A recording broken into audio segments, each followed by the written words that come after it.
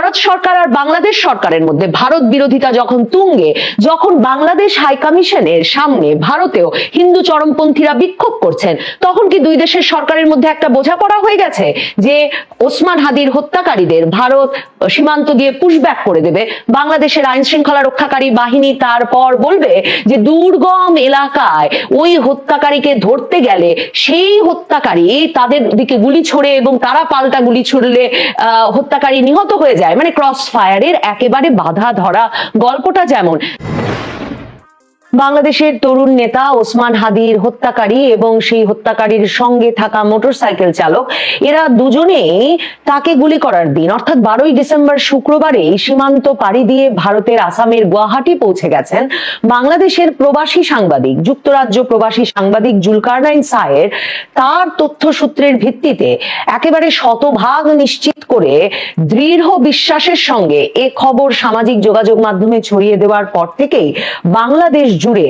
ভারতীয় আধিপত্যবাদ বিরোধী রাজনৈতিক আন্দোলন তুঙ্গে ওঠে। এর মধ্যে ভারতের হাই কমিশন অভিমুখে মার্চ হয়েছে,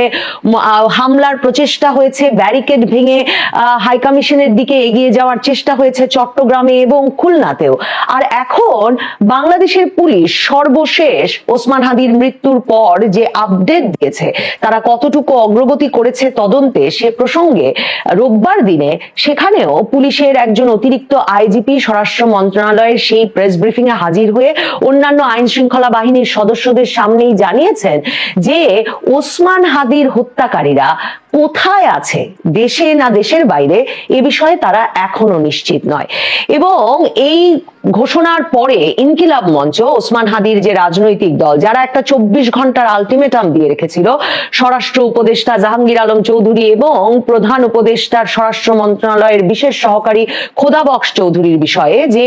এরা যদি জানাতে না পারেন যে কি ধরনের অগ্রগতি হয়েছে তদন্তে 24 ঘন্টার মধ্যে, তাহলে তাদেরকে পদত্যাগ করতে হবে। এমন একটা আলটিমেটামের মধ্যে যখন একজন অতিরিক্ত আইজিপি উপস্থিত হয়ে স্বরাষ্ট্র মন্ত্রণালয়ে ব্রিফ করেছেন যে ওসমান হাদির ঘটনার তদন্তে কতটুকু অগ্রগতি হয়েছে, তখন প্রথম ইনকিলাব মঞ্চ প্রতিক্রিয়ায় যেমন উষ্মা প্রকাশ করেছে, ক্ষোভ প্রকাশ করেছে যে একজন অতিরিক্ত আইজিপি কে দিয়ে স্বরাষ্ট্র মন্ত্রণালয় এই ব্রিফিং করিয়ে ওসমান হাদি হত্যা মামলার মতো গুরুতর হত্যা মামলাকে হালকা করে দেখানোর প্রচেষ্টা করেছে এবং ঘোষণা দিয়েছে যে সোমবার তারা নতুন কর্মসূচি ঘোষণা করবে। কিন্তু ওই ঘোষণার কয়েক ঘন্টা বাদেই ফেসবুকে স্ট্যাটাস দিয়ে ইনকিলাব মঞ্চ সবচেয়ে কৌতূহলোদ্দীপক, সবচেয়ে ইন্টারেস্টিং যেই দাবিটি করেছে, সেটা হচ্ছে ওসমান হাদির হত্যাকারীদের তারা জীবিত পেতে চায়। আইন শৃঙ্খলা রক্ষাকারী বাহিনীর কাছে তারা দাবি জানিয়েছে যাতে আইন শৃঙ্খলা রক্ষাকারী বাহিনী ওসমান হাদির হত্যাকারীদের জীবিত ধরে আনে, কোনোভাবেই তাদের যাতে ক্রস ফায়ারে দেওয়া না হয়। তার মানে ওসমান হাদির রাজনৈতিক দল ইনকিলাব মঞ্চ বা তার রাজনৈতিক সহকর্মীরা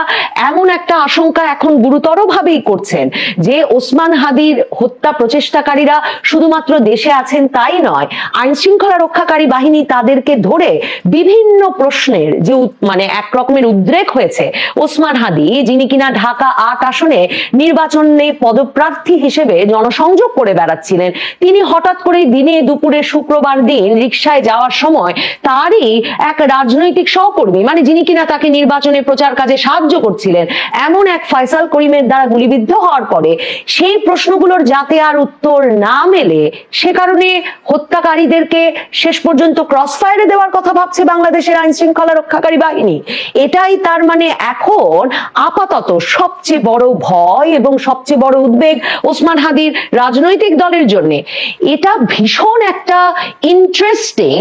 মোড় ঘুরিয়েছে ওসমান হাদির হত্যার কাণ্ডের বিষয়টি তদন্তের বিষয়ে বা এ নিয়ে যেসব প্রশ্ন আছে সেসব ক্ষেত্রে। কারণ কেনই বা 24 ঘন্টারও কম সময়ের মধ্যে যুক্তরাজ্যে বসে একজন সাংবাদিক জেনে ফেলতে পারলেন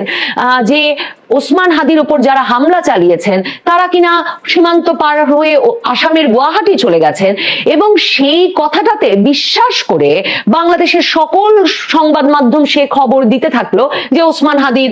খুনিরা, মানে তখন হত্যা প্রচেষ্টাকারীরা, তারা পালিয়ে গেছে সীমান্ত পেরিয়ে। এবং আমরা দেখলাম যে ওসমান হাদির রাজনৈতিক সহকর্মীরা, অন্যান্য দলের আমার দেশ সম্পাদক মাহমুদুর রহমানের নেতৃত্বে ইনকিলাব মঞ্চের ডাকে এবি পার্টি, জাতীয় নাগরিক পার্টি, জামায়াতে ইসলামী সহ বাংলাদেশের অপরাপর রাজনৈতিক দলগুলো শহীদ মিনারে একত্র হয়ে হাতে হাত রেখে শপথ নিল যে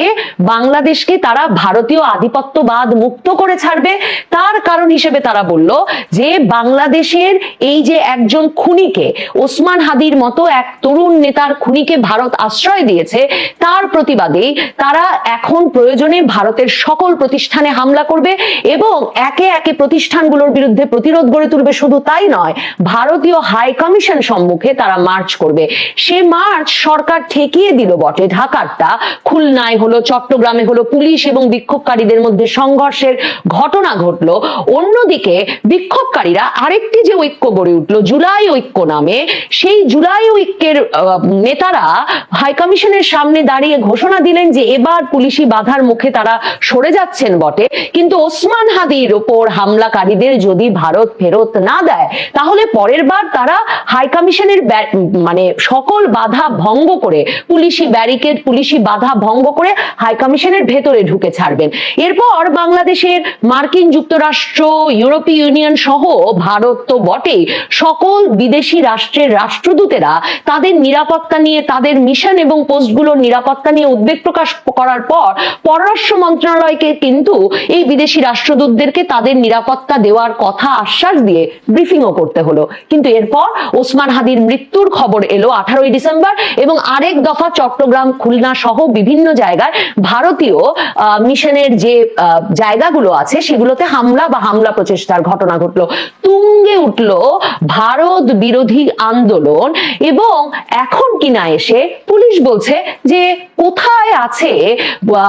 ওসমান হাদির হত্যা প্রচেষ্টাকারীরা বা হত্যাকারীরা সে সম্পর্কে পুলিশ বা কোনো আইন শৃঙ্খলা রক্ষাকারী বাহিনী নিশ্চিত নয়। দেখেন, এর আগেও কিন্তু ঢাকা মেট্রোপলিটন পুলিশ ঠিকই এই কথাটা বলেছিল, যখন জুলকারনাইন সায়ের বলে দিয়েছেন বলে এই সারা বাংলাদেশে আন্দোলন তুঙ্গে। এমনকি মনে রাখতে হবে সরকারও যে এই ভারতে ওসমান হাদির খুনিরা পালিয়ে গেছে এই বিশ্বাসে বিশ্বাস করছিল কিংবা সরকারের কাছে তথ্য ছিল, তার প্রমাণ হচ্ছে পররাষ্ট্র মন্ত্রণালয় ভারতের হাই কমিশনার প্রণয় বার্মাকে পররাষ্ট্র মন্ত্রণালয়ে তলব করে নিয়ে এসে অনুরোধ জানিয়েছিল যে ওসমান হাদির খুনিরা ভারতে পালিয়ে গেলে তাদের গ্রেফতার করে যাতে দ্রুততম সময়ে বাংলাদেশে দিয়ে দেওয়া হয়। এটা আরেকটা ইন্টারেস্টিং অনুরোধ বাংলাদেশের পররাষ্ট্র মন্ত্রণালয়ের তরফে। কারণ আপনারা সকলেই জানেন, মানে আমরা জানি যে অন্য কোনো দেশের সীমান্ত পার হয়ে গেলে অনুপ্রবেশকারীকে, একজন অবৈধ অনুপ্রবেশকারী, অপরাধী হন বা সাধারণ মানুষ হোক, তাকে যখন গ্রেফতার করা হয় তখন গ্রেফতার করে কিন্তু আরেক দেশের হাতে সরাসরি তুলে দেওয়া যায় না। নিয়মটা হচ্ছে এরপর অবৈধ অনুপ্রবেশের মামলায় প্রধানত পড়তে হয় ওই ব্যক্তিকে। যেমন এমনকি বিএনপির স্থায়ী কমিটির সদস্য সালাউদ্দিন আহমেদ, তাকে যখন শিলংয়ে পাওয়া গেল, তারপর শিলং পুলিশ একদিকে তাকে বছরের পর বছর একরকম মানে আরামে নিজের মতো শিলংয়ের গেস্ট হাউসে থাকতে দিয়েছে বটে, কিন্তু তাকে কিন্তু মামলা লড়ে যেতে হয়েছে অবৈধ অনুপ্রবেশের, যে তিনি ঠিক কি অবস্থায় কেন ভারতের সীমান্ত পাড়ি দিয়ে ভারতে পৌঁছে গেলেন। কাজেই একজন হত্যাকারীকে বা অপরাধীকে ধরলেই তো ভারত দিয়ে দিতে পারবে না। এই যে পররাষ্ট্র মন্ত্রণালয় একদিকে অনুরোধ করলো ভারতের হাই কমিশনারকে দিয়ে, তার মানে তো পররাষ্ট্র মন্ত্রণালয়ের কাছে খবর ছিল যে জুলকারনাইন সায়ের যে কথা বলেছেন সেটাই সত্যি, খুনিরা পালিয়ে গেছে ভারতে। অথচ এখন আইন শৃঙ্খলা রক্ষাকারী বাহিনী বলছে যে তারা জানে না ঠিক কোথায় আছে খুনিরা। আর ওসমান হাদির দলের রাজনৈতিক সহকর্মীরা বলছেন যে এই হত্যাকারীদের ধরলে তাদেরকে যেন জীবিত ধরা হয়, ক্রস ফায়ারে দেওয়া না হয়। তার মানে কি বাংলাদেশের সঙ্গে ভারতের এমন কোনো মানে বোঝাপড়া হয়েছে যার ফলে ভারত ওসমান হাদির হত্যাকারীদের পুশব্যাক করে দিতে, মানে যেটা একরকমের কোথাও লেখাপড়া থাকবে না যে কাকে কোথা দিয়ে, যেটা ভারত গত মার্চ মাস থেকে ক্রমাগত ভাবে করছে, অবৈধ অনুপ্রবেশকারী সন্দেহে বিভিন্ন জনকে কোনো মামলা মোকদ্দমা আদালতের মুখোমুখি না করে আবার সীমান্ত দিয়ে ঢুকিয়ে দিচ্ছে, যেটা নিয়ে ভারতের মানবাধিকার সংগঠনগুলো, আইনজীবীরা, আদালতগুলো বারবার সরকারকে সাবধান করছে। তার মানে ভারত সরকার আর বাংলাদেশ সরকারের মধ্যে ভারত বিরোধিতা যখন তুঙ্গে, যখন বাংলাদেশ হাই কমিশনের সামনে ভারতেও হিন্দু চরমপন্থী বামপন্থীরা বিক্ষোভ করছেন, তখন কি দুই দেশের সরকারের মধ্যে একটা বোঝাপড়া হয়ে গেছে যে ওসমান হাদির হত্যাকারীদের ভারত সীমান্ত দিয়ে পুশব্যাক করে দেবে? বাংলাদেশের আইন শৃঙ্খলা রক্ষাকারী বাহিনী তারপর বলবে যে দুর্গম এলাকায় ওই হত্যাকারীকে ধরতে গেলে সেই হত্যাকারী তাদের দিকে গুলি ছোড়ে এবং তারা পাল্টা গুলি ছুড়লে হত্যাকারী নিহত হয়ে যায়। মানে ক্রস ফায়ারের একেবারে বাধা ধরা গল্পটা, যেমন যাতে একদিকে যেমন এসব খবর বেরিয়ে না আসে যে সীমান্ত দিয়ে কিভাবে সে আবার ঢুকলো, অন্যদিকে সবচেয়ে বড় কথা যেটা, কে কে ওসমান হাদিকে হত্যা করতে এই ব্যক্তিকে নিয়োজিত করলো সেটা না জানা যায়। মনে তো রাখতে হবে শুক্রবার 12ই ডিসেম্বর যখন ওসমান হাদি গুলিবিদ্ধ হলেন, যখন বাংলাদেশের অধিকাংশ সংখ্যাগরিষ্ঠ মানুষ ওসমান হাদিকে চিনতেনও না, পরের দিন বাংলাদেশের সর্বাধিক প্রচারিত দৈনিক প্রথম আলো সংবাদ করলো যে নির্বাচনের একজন প্রার্থী গুলিবিদ্ধ, মানে ওসমান হাদির নামটাও শিরোনামে লিখবার প্রয়োজন বোধ করলো না। মির্জা ফখরুল ইসলাম আলমগীর যখন প্রেস ব্রিফিং করছিলেন তিনি নাম মনে করতে পারছিলেন না ওসমান হাদির, এবং তিনি গুলিবিদ্ধ হওয়ার কয়েক ঘন্টার মধ্যে সেই আসনে প্রার্থী হতে আগ্রহী এবং ছাত্র শিবির নেতা ডাকসু ভিপি সাদিক কায়েম ঘোষণা দিয়ে দিলেন যে চাঁদাবাজ এবং গ্যাংস্টারদের বিরুদ্ধে প্রতিরোধ গড়ে তুলতে হবে। ইঙ্গিত করলেন বিএনপির দিকে। বিএনপি নেতা মির্জা আব্বাস গেলেন ঢাকা মেডিকেলে ওসমান হাদিকে দেখতে, সেখানে ইনকিলাব মঞ্চ তার মানে ওসমান হাদির ঘনিষ্ঠ সহকর্মীরা প্রতিরোধ গড়ে তুললেন, ভুয়া ভুয়া স্লোগান দিলেন, অপমান করলেন মির্জা আব্বাসকে যে মির্জা আব্বাস রাজনৈতিক প্রতিপক্ষ হিসেবে ওসমান হাদির ওপর গুলি চালিয়েছেন কিনা। এরপর মোটামুটি দুদিন ধরে জামায়াতে ইসলামী আর বিএনপির মধ্যে পারস্পরিক দোষারোপ চললো, আর তারপরেই আমরা দেখলাম বাংলাদেশের রাজনীতিতে বিরাট ভারত বিরোধী, ভারতীয় আধিপত্যবাদ বিরোধী প্রতিরোধ সংহতি গড়ে উঠলো এই ওসমান হাদির গুলিবিদ্ধ হওয়ার ঘটনার উপরে। এই তথ্যটির উপর ভিত্তি করে যে ওসমান হাদিকে হত্যাকারীরা ভারতে পালিয়ে গিয়ে আশ্রয় নিয়েছে, ভারত তাদেরকে আশ্রয় দিয়েছে। এই পুরো ঘটনা প্রবাহ বিশ্লেষণ করলে সত্যি মনে প্রশ্ন জাগে যে কারা কারা জড়িত ছিলেন এই ওসমান হাদিকে গুলি করার ঘটনায়, সেটা কখনো জানা যাবে কিনা। কারণ একদিকে যেমন বলা হয়েছে জুলকারনাইন সাঈদী তথ্য দিয়েছিলেন প্রথম যে গুলি যিনি করেছেন সেই ফয়সাল করিম সাবেক ছাত্রলীগ নেতা, অন্যদিকে প্রশ্ন জেগেছে সেই সাবেক ছাত্রলীগ নেতাকে কেন নির্বাচনী প্রচার কাজে বা দলের ভেতরে এত ঘনিষ্ঠভাবে কাজ করার সুযোগ দিলেন ওসমান হাদি, কেন ওই ফয়সাল করিম মাসুদ ইউনূস সরকারের আমলে 2024-এর নভেম্বরে অস্ত্র সহ ডাকাতি করতে গিয়ে ধরা পড়ার পর জামিন পেয়ে গেলেন। এমন অনেক প্রশ্নের উত্তর এখনো মেলে না। আর অন্যদিকে সবচেয়ে প্রশ্নের উত্তর মেলে না বলে যাদের দিকে সন্দেহের তীর সবচেয়ে আগে যায় বা আকেলমন্দ মানুষ যাদেরকে সন্দেহ করবেন সবচেয়ে বেশি, ওসমান হাদির দল ইনকিলাব মঞ্চ এই দাবিটিও কিন্তু যুক্ত করেছে স্বরাষ্ট্র উপদেষ্টার উদ্দেশ্যে। তারা বলেছে সিভিল এবং মিলিটারি গোয়েন্দাদের মধ্যে আওয়ামী ফ্যাসিবাদের দোসর কারা কারা লুকিয়ে আছে তাদেরকে চিহ্নিত করতে হবে, অপসারণ করতে হবে। তার মানে